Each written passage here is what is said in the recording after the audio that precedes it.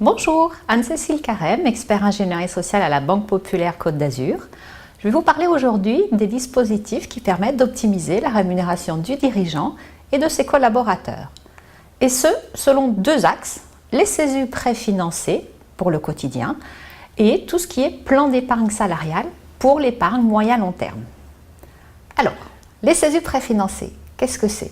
En fait, ce sont des chèques emploi-service que le chef d'entreprise achète qui permettent de régler un intervenant à titre privé, une nounou, une femme de ménage, entretien d'espaces verts.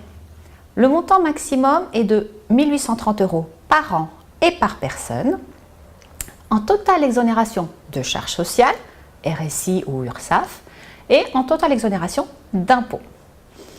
Pour l'entreprise, en fait, c'est une charge, donc totalement déductible, et il y a même un crédit d'impôt famille, c'est-à-dire que pour 1 000 € distribués, c'est 250 € d'impôt société en moins. Les chefs d'entreprise ne sont pas toujours convaincus du bon bien fondé du CESU préfinancé, car le coût de leur femme de ménage génère une réduction de 50% des sommes engagées. Oui, mais avec le CESU préfinancé, c'est 100% des sommes qui sont payées, donc vous êtes bien gagnant. En conclusion, le CESU préfinancé ou CESU dos malin, c'est se simplifier la vie au quotidien dans les meilleures conditions fiscales et sociales. Voyons maintenant les plans d'épargne salariale. Un plan d'épargne salariale, il y a deux étages. Le plan d'épargne entreprise, premier niveau, à 5 ans, et le plan d'épargne retraite collectif, avec là l'échéance de la retraite, comme son nom l'indique. Il fonctionne exactement pareil.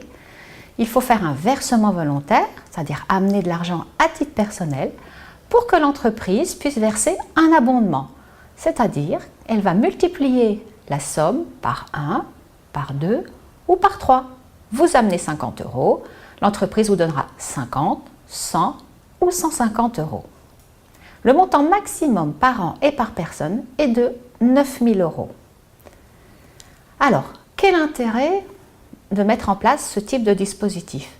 Eh bien simplement parce que ça vous permet de vous constituer une épargne dans les meilleures conditions fiscales, puisqu'il n'y a pas d'impôt sur le revenu, ni quand la somme vous est versée par l'entreprise, ni quand vous la récupérez, et vous la récupérez sous forme de capital, et il n'y a pas de charges sociales, ni RSI, ni URSSAF.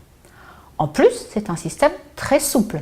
Le chef d'entreprise décide des règles du jeu et les modifie quand il le souhaite. Son obligation est d'informer tout le monde des nouvelles conditions de fonctionnement.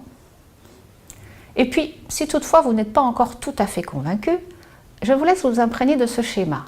En fait, si vous mettez une prime de 100 € en haut d'une fiche de paye, ça va vous coûter 150, 175 € si vous êtes dans le bâtiment.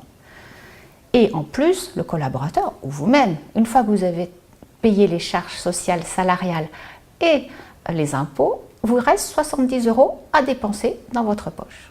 Grâce à l'abondement, pour 100 € versés, c'est 120 € pour l'entreprise en coût et c'est 92 € qui sont placés pour vous et que vous récupérez en franchise d'impôt. Voilà, j'espère vous avoir convaincu du bien fondé des dispositifs et espère vous revoir bientôt avec plaisir.